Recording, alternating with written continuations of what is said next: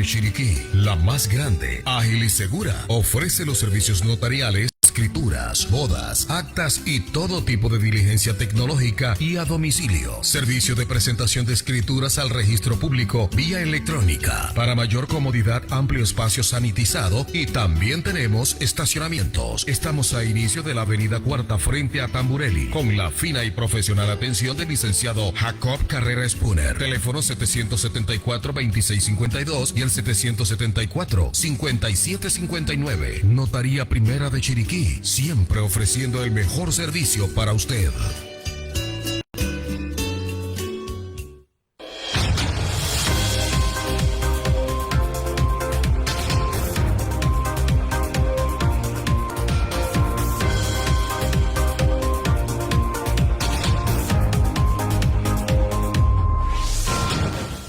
Saludos amigos de los 95.7 FM, estamos en otra edición de tu programa Punto de Vista. Agradecemos al Señor Todopoderoso porque nos regala un día más de vida, nos permite llegar a cada uno de sus hogares, aquellos que están en sus trabajos, transporte colectivo, selectivo, aquellos que nos escuchan parte de Veragua, zona sur Costa Rica, también el área de Bocas del Toro. Agradecemos la sintonía también que nos regalan 6892-1004, el WhatsApp en cabina para que te puedas comunicar con nosotros. Oiga, y como siempre, tenemos el agrado de compartir un día más con el profesor Medina, que viene directamente desde el área de Potrerillos, para los que no saben. Está aquí todas las semanas compartiendo, opinando y dando sugerencias que a veces no lo escuchan, profe, pero vino una organización y como que lo escuchó dando sus 10 puntos para la Caja de Seguro Social y se los recomendó al gobierno. Ajá. Buenos días, profesor. Muy buenos días, Roberto. Muy buenos días, estimados radioescuchas. Aquí una vez más, un domingo más, el penúltimo del mes. Pienso que es el penúltimo, ¿verdad? La cuenta de meses de 31 días, no. Vamos a ver cómo nos va, pero traigo una serie de comentarios que me parecen interesantes. Primero quiero a mandarle unos saludos muy especial al compañero Bonilla, apellido Bonilla, que es vecino de Potrerillos Arriba, pero reside en la provincia de Boca del Toro, donde creo que es oriundo, específicamente reside en Changuinola. Y me decía en días pasados, casualmente reunión que tuvimos todos los jubilados en el Parque Cervantes, que él no deja de escucharnos los lunes, porque en Changuinola, en Boca del Toro, llega perfectamente la señal. Y que le interesaba mucho, pero inclusive hay una cuestión que tengo que repetir y vamos a tratar de repetirla, no sé en qué espacio, no la tengo todavía, vamos a decir, marcado en un temario, pero me decía, se quedó con la boca abierta cuando él no sabía que el mineral, que el oro y la plata se iba con el mineral, porque no es que está solito el oro que va solito, sino hay que aprenderlo a sacar. Y cuando le expliqué cómo lo sacaba, bueno, sí, se quedó con la boca abierta. Y me gustaría, Roberto, si tú puedes aquí en un momentito localizar en la pantalla de tu internet qué es barro anódico. Y a ver que lo lea para que precisamente es un reforzar de que aquí no es que decimos mentiras, sino que no tratamos de engañar a la gente, le decimos lo que es. Oiga, bueno, sí, mira, aquí encontramos, por lo menos, el barro anódico es una pulpa que se genera en la refinación electrolítica del cobre. Su composición es muy variable debido a las cantidades variables de los elementos menores que componen los minerales sulfurados o de la composición de la chatarra que se utiliza para producir los ánodos. Casualmente, bien. Cuando hablamos aquí de cuál es el proceso total desde que sale el mineral de cobre de la mina, de su mena, de la mina propiamente dicha, sale y se procesa, que viene ya desde la molienda hasta, la trituración del mineral hasta el cobre electrolítico. Nosotros decíamos que cuando se obtiene, antes del cobre electrolítico, se obtiene el cobre ampolloso. Es un cobre que tiene una pureza del 98%. Mire, profe, aquí también buscando más información dice que los barros anódicos son los componentes del ánodo que no se disuelven y se depositan en el fondo de las celdas electrolíticas. El Ajá. barro anódico está formado por metales tales como, apunte, oro, plata, selenio, platino y paladio, Ajá. por lo que constituyen un subproducto valorizado, profe. Sí, el selenio, es que son elementos, vuelvo a decir, son elementos no minerales de la misma tabla, en el mismo grupo de la tabla periódica de los elementos, donde está oro, plata, selenio, telurio. Ahí los encuentra uno en el mismo grupo, ¿verdad? Y entonces no es difícil que no estén bien. Entonces, aclarando eso, ese 98%, el cobre no es comercial porque ese 2% de impureza lo hace que sus propiedades eléctricas y térmicas muy bajas, muy pobres, que no son comercialmente rentables. Entonces, ¿qué es lo que pasa? Ese cobre blister o ampolloso que sale pasa a un proceso electrolítico. ¿Qué es electrolítico? Es en una solución ácida colocar el lingote o la plancha de cobre blister que queda como ánodo y por medio de la corriente eléctrica bajo amperaje, muy bajo amperaje, que se da en la solución de ácido, pasa y se deposita en el otro electrodo. Bien, ¿qué sucede? Que ese proceso se llama electrolítico y en el cobre se utiliza como medio ácido, el ácido sulfúrico, que es muy bueno porque siendo que el cobre, el mineral calcopirita, son sulfuros, a final de cuentas, ahí está ya una afinidad con el ácido sulfúrico y puede favorecer la electrólisis. Y cuando se obtiene eso, pero ¿qué pasó? Le estamos eliminando ese 2% de impureza. ¿Y a dónde se va ese 2% de impureza? Las cosas no son hace mucho tiempo. Un químico que fue pasando por la guillotina por problemas de la Revolución Francesa, el gran genio Antoine Lavoisier estableció que todos los componentes que entran en una reacción química es igual a los componentes que salen en la resultante. Así que hay una relación. Entonces, ¿dónde está? Estamos pasando del 98 al 99.9, vamos a poner al 100%, ese 2% de impureza, ¿dónde está? Bueno, se deposita en el fondo de esas tinas electrolíticas en un barro que se llama barro anódico, precisamente por el ánodo. En los procesos electroquímicos, como todo el proceso, como en una pila muy corriente, existen dos polos, el ánodo y el cátodo, ¿verdad? Entonces, el ánodo entonces se desplaza y se deposita en el cátodo. Y en el fondo el barro anódico.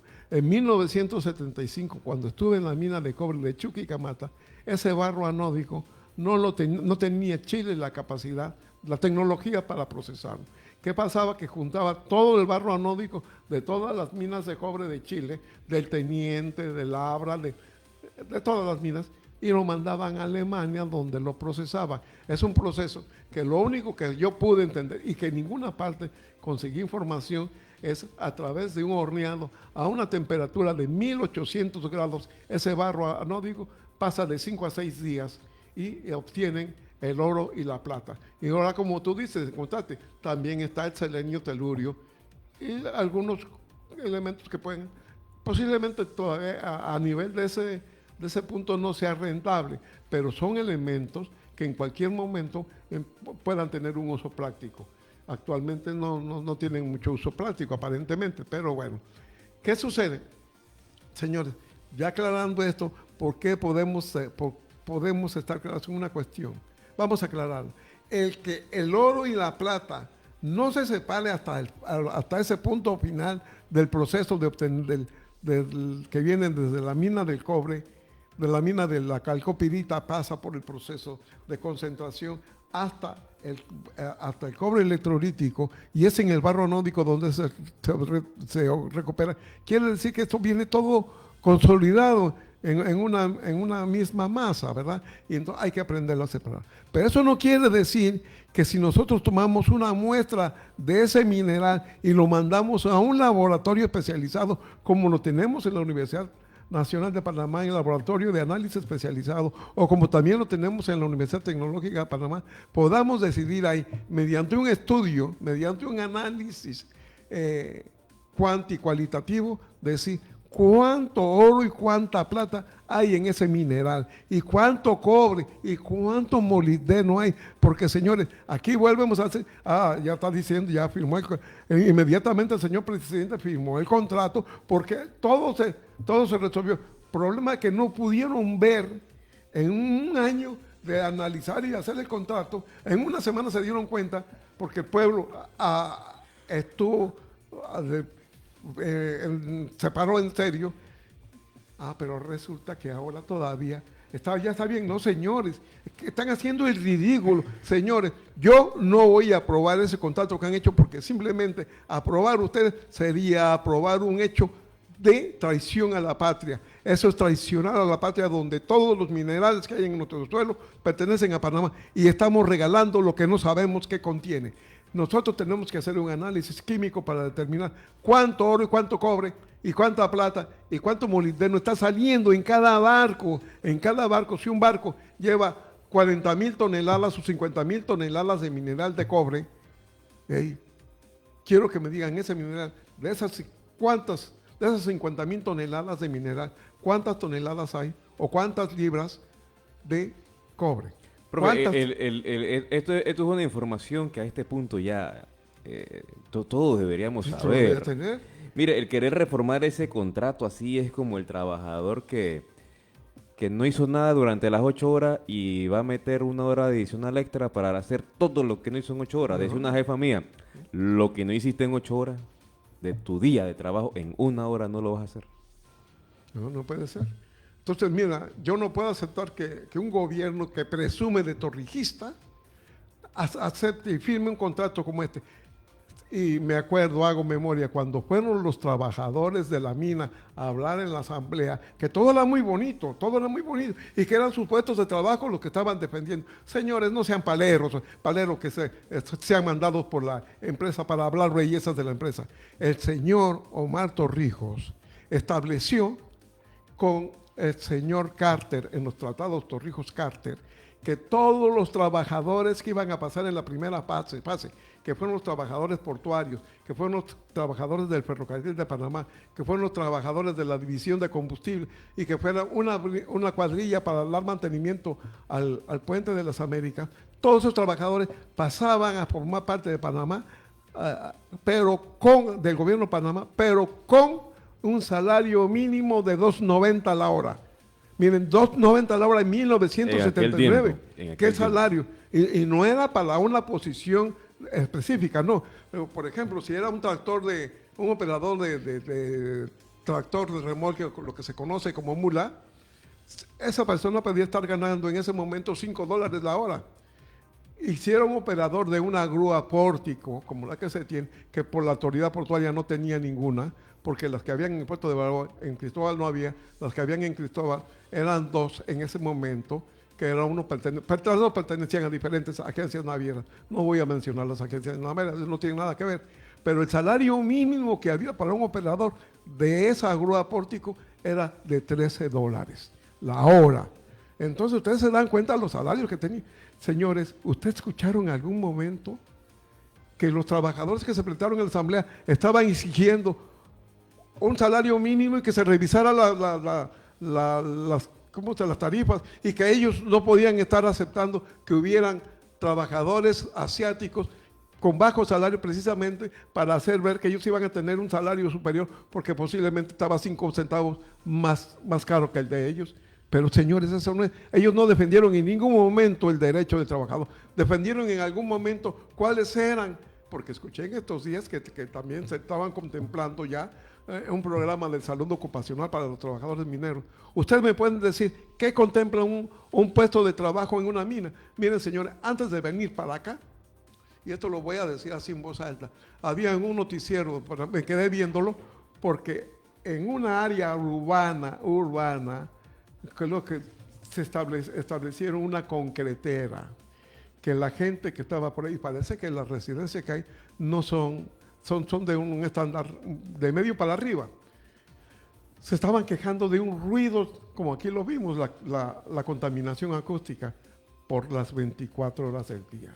Y que lo único que yo vi fue una nube tremenda de polvo. ¿Y saben qué es ese polvo? Eso viene del cemento. Y alguien me puede decir, ¿qué pasó con el Ministerio de Medio Ambiente? Donde yo le exijo que me diga, ¿qué concentración de cromo y de níquel contiene ese polvo de cemento? Oye, y aquí hay Ministerio de Ambiente. ¿Cómo? Y aquí existe todavía el Ministerio de Ambiente. Bueno, usted por eso existe, que lo ponga, pero lo que diga la concentración de cromo y níquel, porque ambas sustancias, ambos elementos, ambos metales son altamente cancerígenos. Y esa concentración que hay en el ambiente no me pueden decir qué va a pasar. Y que me digan, aparte de esto, que otros componentes tóxicos o no tóxicos, que simplemente puedan tener una acción nociva contra la gente, puedan pasar. Porque quiero decirle que ese polvo, por su densidad, va a precipitarse posiblemente sobre donde viva las residencias. Y alguien me puede decir, si hay un estudio que diga, de esa gente que reside hay tantas personas que son alérgicas, hay tantas personas que son asmáticas, hay tantas personas que presentan algún tipo de reacción a esos contaminantes que hay en la cementera. No. Inclusive, al final de la noticia dijeron, el señor Marco Ameglio, por favor, que es el dueño de esta empresa, que ponga y que haga. Y era uno de los candidatos independientes para la presidencia. ¿Por qué no dicen eso? Marco Amelio está metido en esa, profe, entonces. Dicen que es la empresa, así lo dijeron. Hay que investigar eso, entonces, para ver si a quién, qué vela toca en ese... No le importa, mientras él saque el dinero, miren, todo político que tiene una empresa, no le importa cuánto sale. Mira, te voy a decir una cosa que escuché, que me dijo casualmente con el compañero Bonilla de Changuinola, que escuchamos ahí en el Parque Cervantes, donde decía una entrevista que le hicieron al señor, ¿cómo se llama? Al diputado Benicio Robinson. Le dijeron, oiga, señor Benicio Robinson, usted es de la provincia de Boca del Toro. Dice, error. Yo no soy de la provincia de Boca del Toro. Boca del Toro es mía. Así es el asunto. Ajá, que no es lo mismo. Dijeron que así fue. Yo no sé si es cierto o no, pero cierto o no cierto. La realidad es esa. Por ahí ya hubo un candidato, por ahí estuve viendo en estos días que, creo que fue ayer que lo vi en redes sociales, que dijo que ya al señor Benicio había que sacarlo de Boca del Toro. Y también por ahí estuve observando ciertas cosas como que lo van a promover para el Parlacén. Bueno, hoy en la noticia de hoy aparecieron los candidatos a diputados. El candidato a diputado repitieron todos los de Boca del Toro, San Miguelito, Pineda, el otro, y el bueno, todos, menos Zulay. Y en Boca del Toro está de candidato a diputado el señor Benicio Robinson, con suplente su hijo. Así que ya empezaron las dinastías a emperar sobre todo eso. Y también mencionó que el PRD estaba nombrando como diputado candidato a Parlacén al señor Benicio Robinson y a la señora Ayarza. Que la señora diputada Ayarza, lo único que le he visto en todas las asambleas que le he podido observar es que, cierto, se distingue porque lleva el atuendo de los Cunayala. Pero fuera de eso no le he escuchado decir nada. Bueno, ella es la otra que va de candidata para el Parlacén. Miren, hace mucho tiempo, cuando yo fui a votar una elección, yo creo que fue en la época de Martín Torrijos, dice, si usted votó por este candidato a presidente, usted votó por esta gente para el Parlacén. Es decir, ahí me enteré yo de que ellos iban. Señor, vamos a exigirle a los partidos políticos que muy antemano, que no se acepte ningún candidato al Parlacén, si no se menciona, con un año de anticipación para que sepamos quiénes son los que van para allá. Pero es que no solamente eso, mire, le pregunto yo a usted en algún momento ha visto alguna papeleta ¿sí? que diga diputado al Parlacén. No, te digo, mira, cuando yo me enteré, cuando salí de votar, me pongo a verlos y me enteré. Y yo sí lo dije en voz alta, si yo hubiera leído esto antes de entrar a votar, no votaba. Porque es un abuso al voto, a la elección de uno. Ninguna persona de los que habían ido a votar estaban enterados de que estaban votando para el Parlacén. Es decir, yo me refiero, Si usted votó por Martín Torrijos, usted votó por estos candidatos, pero también por los otros candidatos que habían en la presidencia, me imagino las demás papeletas. Si usted votó por esto, usted está votando por esto. ¿Por qué, señor? Yo no sé, el voto es algo sagrado. Han hecho, en compañía del Tribunal Electoral, han hecho es un atentado horrible lo que han hecho contra la democracia.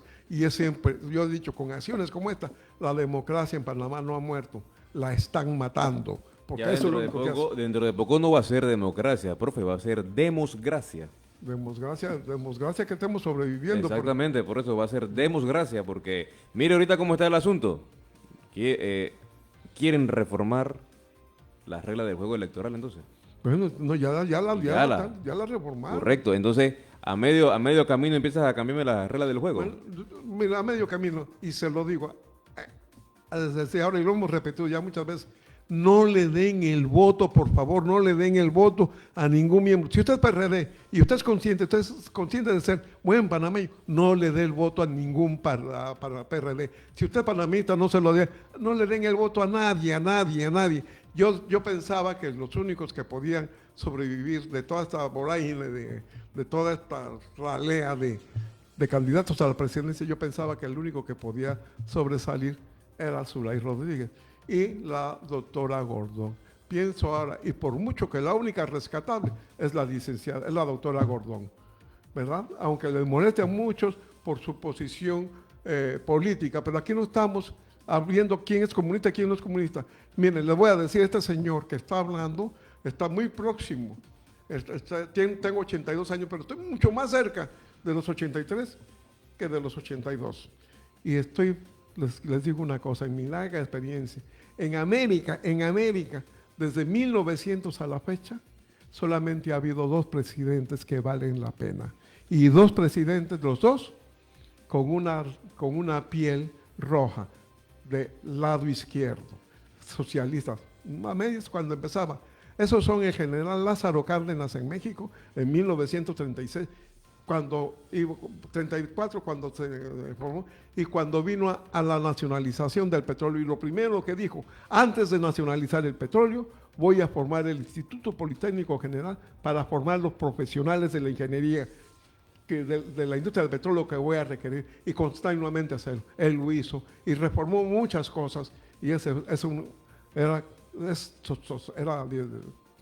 de ideología socialista. Y el otro, que todo el mundo conoce en la actualidad, muy cerca de nosotros, es el presidente, el Tupamaro, presidente del Uruguay, José Mujica. Pepe Mujica. Esa es la gente. De todos los demás, dígame, ¿quién vale? ¿Vale bien un Pinochet? ¿O un Frei? ¿O no sé, no encuentro candidato. Vino el señor Peña Nieto de México, que parecía un maniquí. Andrés Peña Nieto. Sí, parecía un maniquí, él se creía el hombre más bonito del mundo, piensa. Bueno, se creía. ¿Y qué fue lo que hizo? De nuevo, acabar con la industria petrolera de México, que estaba nacionalizada, acabar con la industria minera, que el señor que está presidente se llenaba la boca, que decía que lo único que pudo hacer para rescatar un poco del coto del cobre que se estaba perdiendo en México, era que las empresas mineras le pagaran a México por las plazas de trabajo que no se estaban dando. Es decir, lo que se llama ¿cómo se llama? Cuando se dejan de pagar los salarios. ¿Un logro cesante? No es el... Bueno, tiene su nuevo problema, me acordaré, se lo diré en el momento oportuno. Entonces, ¿por qué nosotros no pensamos en esto? Le tenemos pánico. Yo sí estoy muy de acuerdo que yo no soportaría vivir en un régimen como el de Ortega, o en un régimen como el del señor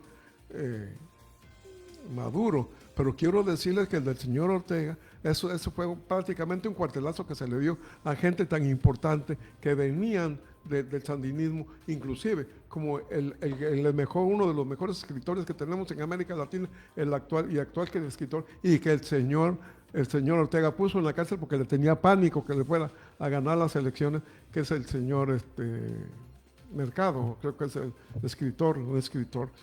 Entonces, si hay gente buena en esos partidos, y pudo haber ocupado y haber hecho del país otra cosa diferente, pero el señor Ortega con su esposa se contaminaron de esa plaga cancerígena que se llama la porquería más grande que tenemos, a lo que tenemos todo miedo, a la corrupción.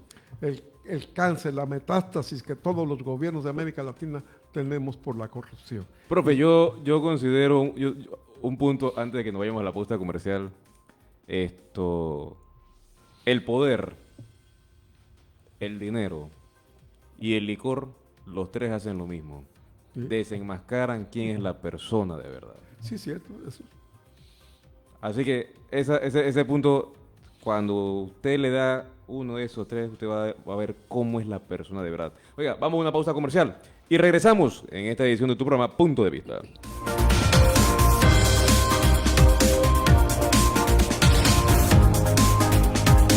Sintoniza todos los jueves de 10 a 11 de la mañana Mentes Saludables, bajo la conducción de Virginia Acevedo, a través de Top 95.7. Mentes Saludables. ¿Tienes un evento, boda o sesión de fotos y aún no tienes un vestido para lucir elegante, exclusiva y a la moda? Visita Cóctel Dresses, que te ofrece alquiler de vestidos para todo tipo de eventos, 15 años, fotos de graduación, bodas y eventos en general. Visítanos en Urbanización Guillermo de Roux y síguenos en nuestras redes sociales, Facebook e Instagram como Cóctel Dresses. Reserva con previa cita al 6254-1678. Contamos con todas las medidas de bioseguridad. 6254-1678. Te esperamos.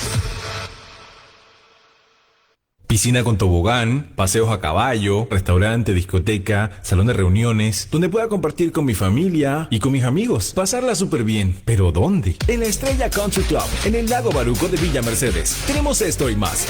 Abierto de martes a domingo desde las 10 de la mañana. Amplios estacionamientos, comidas, bebidas y donde disfrutarás de grandes momentos. Salón para reuniones y eventos privados. La Estrella Country Club tiene todo lo que necesitas. Contáctanos al 6219-3722. La Estrella Country Club. Síguenos en nuestras redes sociales. De 2 a 3 de la tarde, sintoniza La Hora Típica con Giovanni Alvarado, aquí en Top 95.7. Los grandes éxitos de la música vernacular panameña, aquí en Top 95.7. De 2 a 3 de la tarde, de lunes a viernes, La Hora Típica con Giovanni Alvarado.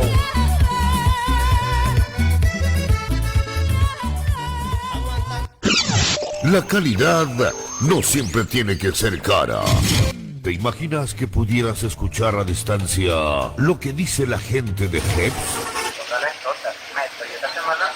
Miles de radios encendidas no pueden estar equivocadas. Así somos. Sí, los del color turquesa, los únicos autorizados Carbone, los que tienen el servicio técnico. No te dejes engañar. Una herramienta tengo que comprar. Somos la herramienta totalmente perfecta. Impresionante. Estamos en David.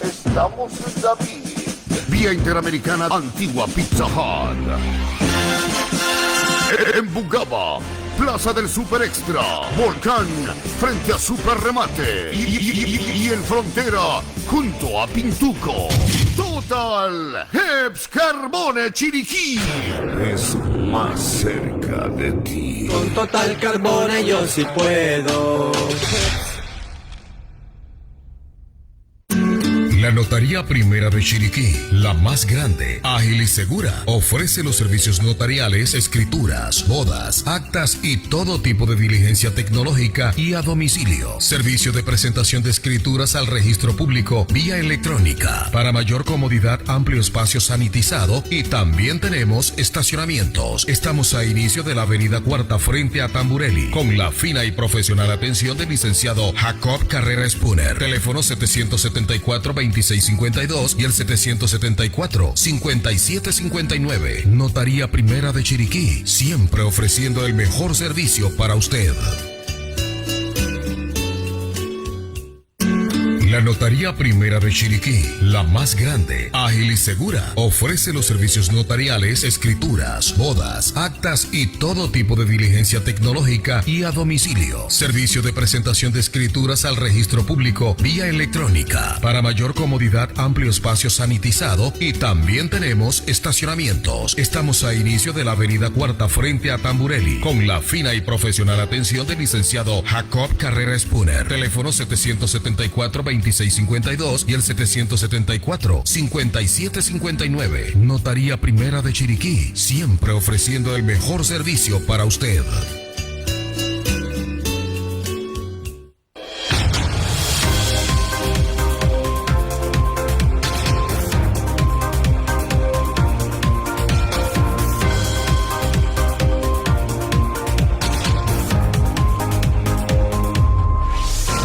Estamos de regreso después de esta pausa comercial en otra edición de tu programa Punto de Vista. Oiga, como siempre acá con el profesor Medina, si usted escuchara todo lo que uno conversa por aquí en la pausa comercial, es como que si siguiéramos el programa acá, con el tema acá, seguimos desarrollando acá esto.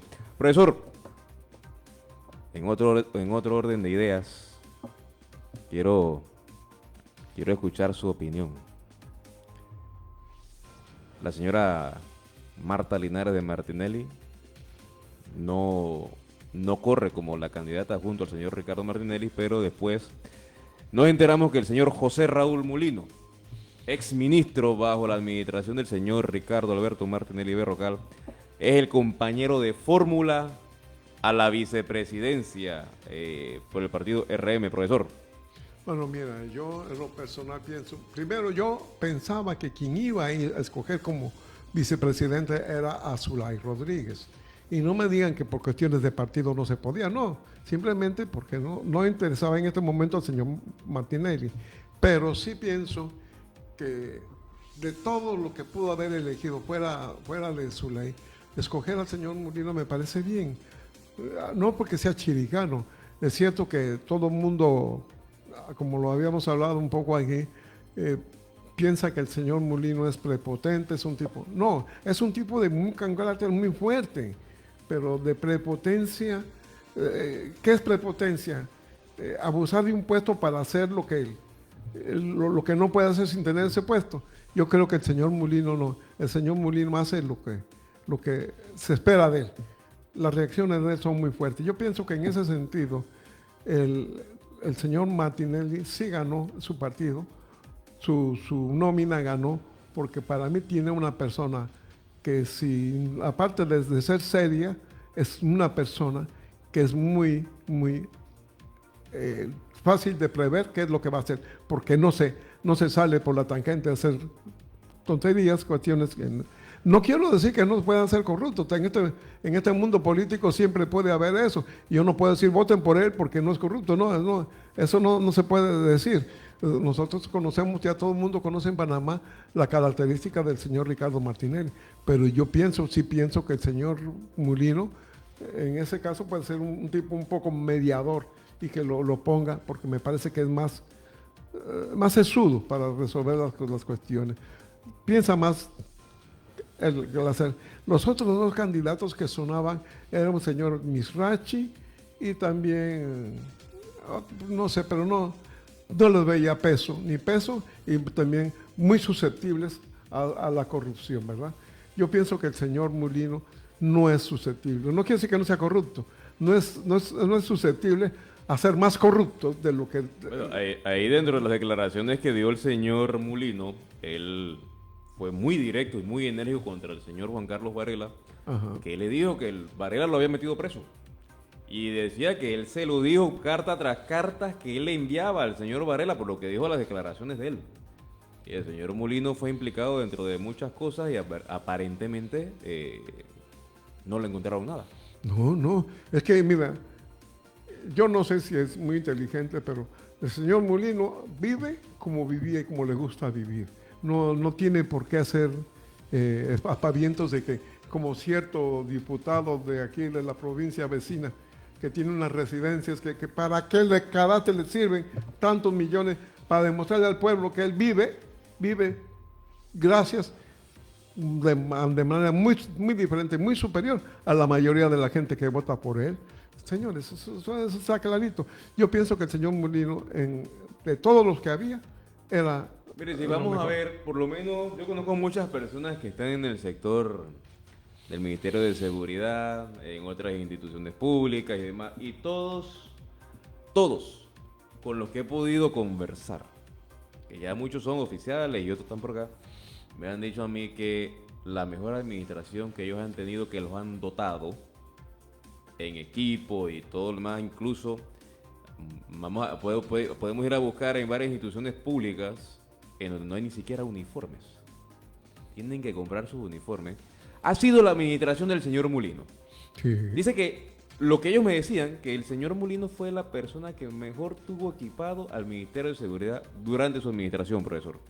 Sí, y yo no sé por qué acto fue que el señor Varela lo encerró o lo mandó, lo enjuició, pero yo pienso que no era por un acto de corrupción, porque posiblemente lo enjuició porque no fue el corrupto que él quería que fuera, que Varela quería que fuera, porque Varela sí era un destilador de corrupción, destilada corrupción, todo lo que hacía era como el rey Midas, ¿verdad? Lo que el rey Midas tocaba lo volvía oro. Lo volvía oro, él tenía el toque de Midas. Sí, pero el señor Varela todo lo que tocaba lo volvía M de oro, no, ¿verdad? Claro. AU, así como el símbolo, usted sabe, ¿no? Oiga, pero lo que pasa es que pasamos entonces de que el señor Mulino, cuando sale el señor Mulino, muchas personas me han dicho de que hubo un descenso en cuanto a lo que fue la calidad de la seguridad, porque además le voy a decir algo. Yo ni siquiera recuerdo quién era el ministro de Seguridad del señor Varela. Con eso se lo digo todo. De Varela no sé, porque el que era ministro fue Pérez con Martinelli. Pérez fue director de la policía. Sí, ajá, pero después de él, de la policía, era una cosa que se manejaba junto con la... Sí, cierto, porque en la época de Mulino con Endara era Jaime Abad, el jefe de la policía. Así que yo no sé quién era, todavía no sé quién era el jefe del Ministerio de Seguridad, yo no sé quién era. Pero bueno, en eso estamos con esto. Pero bueno, mira, ya yo pienso que ya estamos cayendo en el terreno de todos los demás comentarios que se hablar sobre las cuestiones políticas, que nosotros no tenemos ninguna influencia. No tenemos ninguna influencia, definitivamente. Sí, así que yo lo que sí quiero hacer, mira, comentando, por ejemplo, el día viernes estuvimos reunidos ahí en el Parque Cervantes con Cheche, el gran Cheche, como que ha vuelto, y yo tenía muchas ganas de verlo porque por cuestiones de mi celular, que no tenía su teléfono, para decirles lo que estaba pasando y lo que puede venir, y que viene mucha gente falsa a decir que van a resolver el problema del seguro social y no van a resolver nada, como la persona que me encontré. Y estuvimos hablando, y en eso llegó también el señor Bonilla, que venía de Changuinola, y nos estaba hablando de las cosas que se hablan. Y me preguntaba, una persona de la que estaba ahí, que por qué ningún candidato a la presidencia hablan de resolver el problema del seguro social. ¿Será que les conviene no resolverlo, profesor? Es que ninguno habla, y el que más quiere hablar, mire, ellos todos saben qué es lo malo que está haciendo este gobierno, y para eso han hecho su campaña. Uno de ellos es el señor de Otro Camino, ¿cómo se llama? El señor Lombana. Habla de todo, pero él habla de qué va a hacer con el seguro social. Yo pienso que el señor Martín Torrijos hubiera captado una gran cantidad de votos si hubiera dicho: señores, yo soy el responsable de que en mi mandato anterior se cambió la ley del seguro social, se cambió el sistema de solidaridad por el sistema de cuentas individuales. Yo creo que lo hubiera dicho, y me he dado cuenta por el gran desacierto que cometí, por el problema que se ha creado en el seguro social. Vamos a tratarlo de resolver. Mi primera acción sería regresar al sistema solidario. Eso lo hubiera proyectado él enormemente, pero no, él mismo, en lugar de decir algo, es el primero en hacer un mutis, en mantenerse callado, en mantenerse apartado del problema del seguro social. Ninguno de los candidatos habla. La única persona que ha hablado muy seriamente y con mucha firmeza por el problema del Seguro Social y por el problema de la minería en Panamá es la señora Gordón.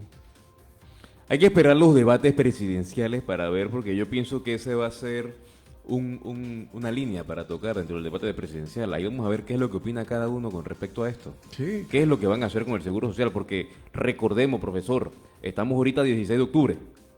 Estamos a 16 de octubre y supuestamente al otro año se acaba la plata.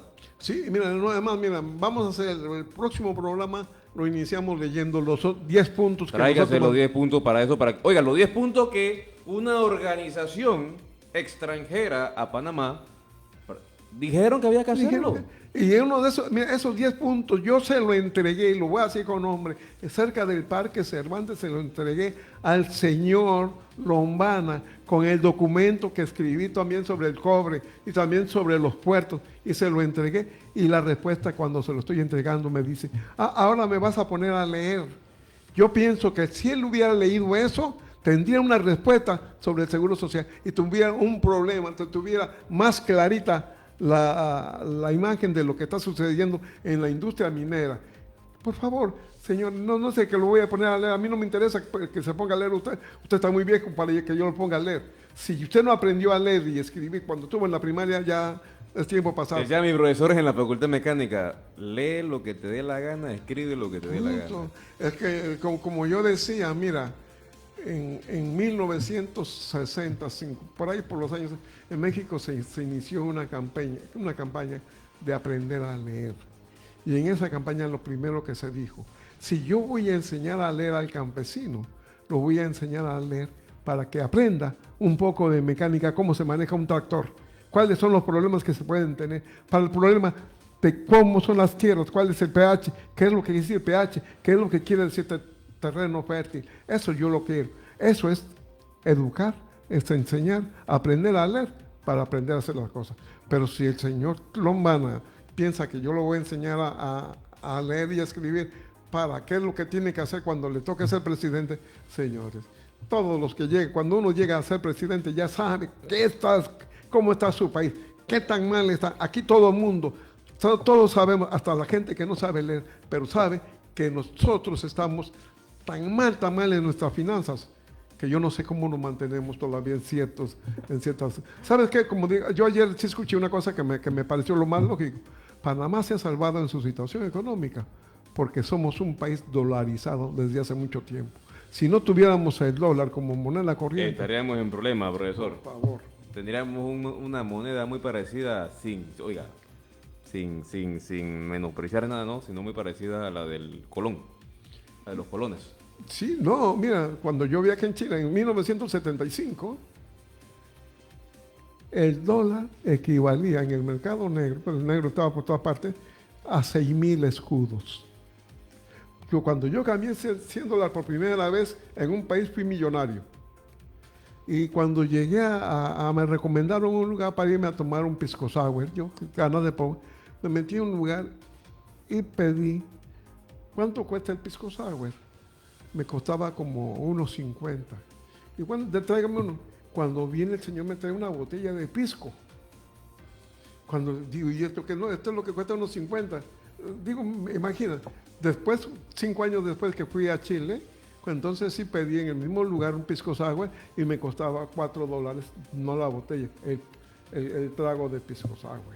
Entonces una bebida muy refrescante. Quiero decir que hace mucho tiempo que no tomo, siempre estoy, actualmente tengo más de 25 años de ser abstemio, ¿verdad? Pero no me hace falta, así que no tengo, pero sí me gusta. Por ejemplo, cuando yo llegaba a mi casa cuando era profesor en la tecnológica, cuando yo llegaba a mi casa lo primero que me gustaba era una buena cerveza, bien fría, bien sabrosa, y eso era lo que me hacía. Pero no me tomaba más, porque para mí la bebida más sabrosa, más refrescante que es la cerveza, pero nunca me tomé 2. Primero, porque después de 2 que me tomaba 2, la tercera ya me empalagaba, ya no. Y ahora, después de una que me tome, es más, ya ni media, ya tengo problemas con mi presión arterial. Así que soy un protegido por la naturaleza para... Cerveza negra, profesor, cerveza negra. Pero siempre lo he dicho, la cerveza es una bebida muy sabrosa, pero esta opinión tómenla con criterio. No estoy recomendando a nadie que salga corriendo de este programa y se vaya a meter un par de cervezas. No, es una bebida refrescante, es exquisita. No voy a hacer que después diga que por aquí en Punto de Vista el profe Medina lo está mandando a... Alcohólicos Anónimos. No, pero definitivamente, profesor, uno tiene que saber tomar las cosas con moderación. Sí, nunca he sido alcohólico, nunca. Hay que tomar las cosas con moderación, hay que poder hacer disfrutar sanamente con los amigos, en familia, hay que poder disfrutar eso, hay que tener altos, hay que tener mesura para todas estas cosas, profesor. Dentro de la vida hay que poder hacerlo. Y una de las cosas que uno también tiene que tener moderación es al momento de tomar las decisiones, profesor.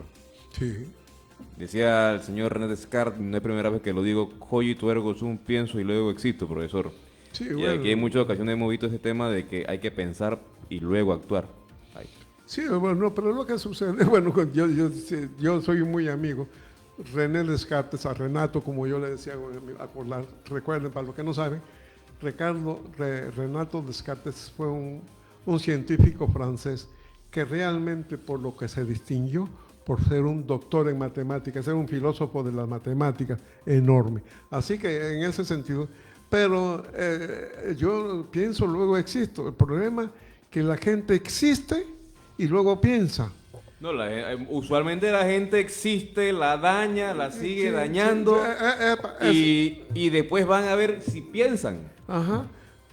Quiere decir, mira, si yo no pensara, vamos a suponer, para mí el universo existe porque yo veo el cielo, las estrellas, todo eso existe y puedo dimensionarlo en cierto modo, pero el día que me muero deja de existir. No, porque el pensamiento existe. Es decir, el pensamiento está primero que todo. Entonces, pero si nosotros, ¿por qué el hombre lo hizo el Señor a semejanza de él, con un ser pensante? Nosotros somos pensantes. Nosotros, porque el perico habla, también lo vamos a decir que es un ser pensante. No, porque para eso está el chiste del gago que fue y llegó a una tienda y quería comprar un perico, y hablando así como hablan los gagos, llegó, yo no puedo imitarlo, pero llegó y pidió, ¿cuánto me cuesta el perico ese? $1,000. ¿Pero por qué $1,000? Pregunta. Y contesta el perico, porque hablo mejor que tú. Es por eso pero eso es lo que es un chiste, en broma, pero no es cierto. El animal no piensa tanto. Sí es cierto que nosotros tenemos muchos ejemplos muy bonitos de animales que piensan que nos han hecho, porque el querer pensar que el animal no piensa, sí piensa. ¿Saben qué es la diferencia? Que nosotros, aparte de que pensamos, llevamos registro de lo que pensamos y empezamos a hacer análisis. Nosotros tenemos la cualidad de decir, bueno, yo estoy pensando esto, lo escribo para en cualquier momento volver a insistir, repasar todo esto. Es decir, tenemos esa inteligencia que nos permite de que lo que estamos pensando hoy, cuando existamos 50 años después, podamos agarrar y retomar algo de allí, ¿verdad? Eso es lo que tenemos que hacer, que nosotros tenemos que... ¿Ustedes creen que yo llegué a tener una posición académica, vamos a decir, de primer nivel, sin tomarlo como que estoy presumiendo? No, ojalá que todo el mundo llegue a esos niveles y nunca pensando en función de dinero, sino en función de aprender.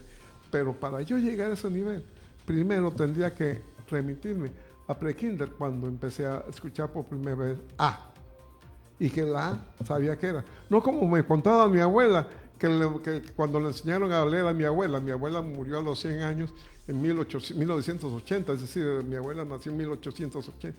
Cuando ella fue a la primaria, que le enseñaron en un libro y le ponían las figuras y abajo le ponían las letras. Y cuando le pusieron gato, le decían gato. A ver, lee, ¿qué dice? Gato. Y ella ha dicho, micho.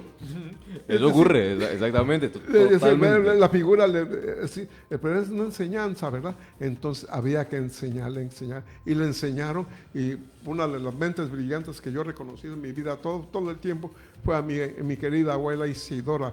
¿Cómo la quería? Que lo primero que hizo, cuando me vio que yo tenía 8 años, regalarme un libro que se llamaba A la sombra del Barú. Y ese libro fue el primer libro serio que leí, porque ya anteriormente ya había pasado por el primer grado de primaria, y una maestra que vio que yo era muy, muy buen estudiante, me regaló 2 cuentos, uno que se llamaba El gato con botas y otro cuento que se llamaba Los 3 pelos del diablo. Así que digo, desde entonces, mire, tengo la memoria, estoy hablando de 1948. cuando tiempo, pero aprendí. Y esos fueron mis primeros libros. Ahí se creó mi hábito de la lectura, ¿verdad? Entonces, no por hábito, por querer presumir de que yo... No, me gustó la lectura. Así como le agarré un interés muy especial al gato con botas o a Los 3 pelos del diablo, le agarré mucho interés posteriormente a la Odisea, posteriormente a Los Miserables, y posteriormente, ya cuando estaba yo en mi bachillerato, empezando mi bachillerato, a los diálogos de Platón. Es decir, cada vez se vuelve uno más exigente en el tipo de lectura, lo que le guste a uno, porque a otras personas les puede gustar. Afortunadamente tuve un gusto un poco variable y me relajaba leyendo, por ejemplo, Lo mejor de Sherlock Holmes, un compendio de varias historias de Sherlock Holmes, y también cuando leí por primera vez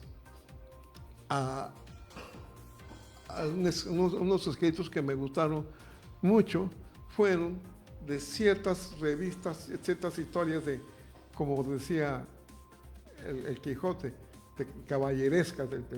Me gustó, pero es una historia que la pasé rápidamente. Cuando les recuerdo, y por favor, a quienes no lo hayan hecho, lean al Quijote, pero no lo lean por una recomendación de una obra maestra, leanlo porque aprendan, se van a reír mucho, sobre todo cuando sus amores por la señora del Toboso. Pero ahora sale un Quijote totalmente reducido, ¿eh? ¿Sí? Es como el resumen del resumen. El resumen del resumen, ¿no? Cuando yo conocí el Quijote, eso era... Ajá, sí, ¿no? Como del grueso de un diccionario. No, pero mira, el que lee el Quijote pensando, luego existir, piensa que uno en la vida debe asumir posiciones un poco quijotescas, un poco a los Robin Hood. Cuidado con los Robin Hood, que después van a robarle a los ricos para darle a los pobres. Vamos a ver entonces esa gente que va a querer ser los Robin Hood y vamos a estar en problemas ahí, profe, entonces. Sí, entonces sí. Ahora, yo uno de los libros que más le recomiendo a la gente y que me lo regalaron acompañando a un médico en una penitenciaría en México. Él era médico legal y estaba ahí, yo lo acompañaba porque me gustaban los casos. Llegó un borrachito y le dice, le obsequio este libro que todo médico debe leer. Y dijo el médico, no, yo ya lo leí. ¿Y usted es estudiante de medicina? No, digo, no, bueno, léalo. Me regaló el libro y se llamaba Sinué el Egipcio. Mire usted. Sinué el Egipcio, uno de los mejores libros que he leído. El escritor fue un escritor finlandés, Mika Waltari, que ganó premio Nobel precisamente por ese libro. Después se hizo famoso una película que yo no pude ver la película, no me interesó porque siempre, después de que tú lees una obra, no veas la película. Totalmente. Hay una gran diferencia. Profesor, no tenemos tiempo para más. Tenemos el compromiso para la próxima edición, tocar los puntos de la Caja de Seguro Social. Vamos a hacer los 10 primeros puntos. Correcto, ya hubo, usted viene, desde que yo lo conozco en el 2021, dictando los 10 puntos y este año, hace un par de meses, viene la OIT, creo que fue, ¿sí?, la que lo hizo y prácticamente metió los 10 puntos que usted había dicho aquí ya. No hay voluntad política, porque la voluntad política está desbalanceada, está el platillo lleno de corrupción, todo vamos a robar, vamos a ver qué hay para mí, ya no queda qué hay para mí, sino vamos a ver qué le robo el que robó primero que yo, es una rebatiña que se ha formado, y para qué le sirve si al final de cuentas todos vamos hechos un saco de huesos al cementerio. Totalmente cierto. Agradecemos, profesor, como siempre, toda la semana su participación. Vamos a despedirnos con un pensamiento del señor Jean-Paul Sartre del existencialismo. No sirve de nada aparentar lo que podría haber sido, porque yo soy lo que he hecho y nada más. Será hasta la próxima que regresemos en otra edición de tu programa Punto de Vista.